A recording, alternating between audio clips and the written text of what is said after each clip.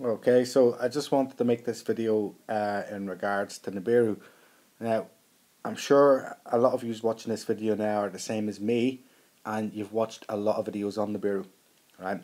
And you never really get anything conclusive. It's the same old thing, 3,600 year orbit, elliptical orbit. Uh, there's going to be tsunamis, and the crust is going to rip apart, and all this sort of stuff. So you tend to hear so much about this stuff that you might still believe it, but you never actually get any, as I say, conclusive answers, right? So I found a video that has actually give us a timeline. The link is in the description. It's about an hour and a half long, okay? So it's probably too long for most people to sit down and watch unless, you've got time on your hands. So I'll just give a little breakdown, right? So this guy uh, has heard from a lot of official sources over the years, dating back from the 80s, 90s, and more recently from 2011 onwards. And the stuff that he's heard and researched and the conclusions that he's came to are shocking, to say the least. Now, he gave us three timelines, okay? So the timeline that he gave, which they believe will be the most accurate, goes a little bit like this, okay? We're going to have, terrible earthquakes and volcanoes up until this point.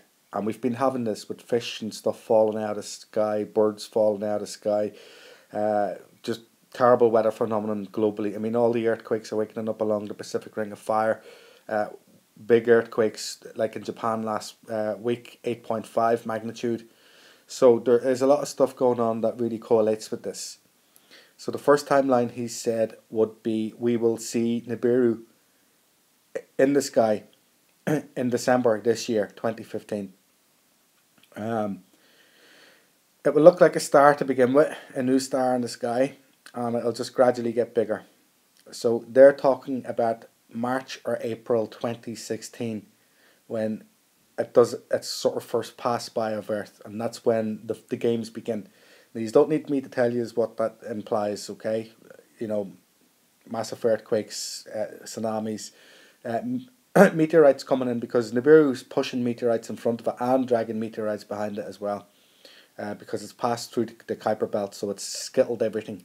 Anyway, you don't need me to tell you that. So the first timeline would be seen at around about December 2015, and then it'll be sort of way in our backyard by March, April of 2016. Right now, what he said was, if they've got it wrong, right, they're still looking at December, but it'll be December 2016. So this is the second timeline, and then it'll be March or April 2017. Then when the fun begins, and then the last timeline they give would be then a year later, right? So they're going way up to 2018 with this. But I must stress that what he did say was the most probable time would be 2015 when we see it in the sky from all their analysis and their computer generated projections and what have you. So it's quite worrying, people, if this, it is true. But if they've got the timeline right, well, then we're looking at a matter of months, okay? And with the awakening up of all these volcanoes and these big earthquakes going off now everywhere, and a lot of talk about Jade Helm 15 and martial law, and it's just madness. It seems to all be pulling together.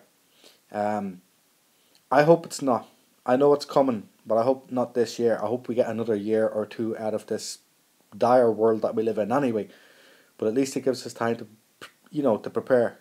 If, I don't know whether you're religious or not, but if you are, it gives you time to get closer to God. Put down the TV, put all the crap away, all your material stuff, and get right with God.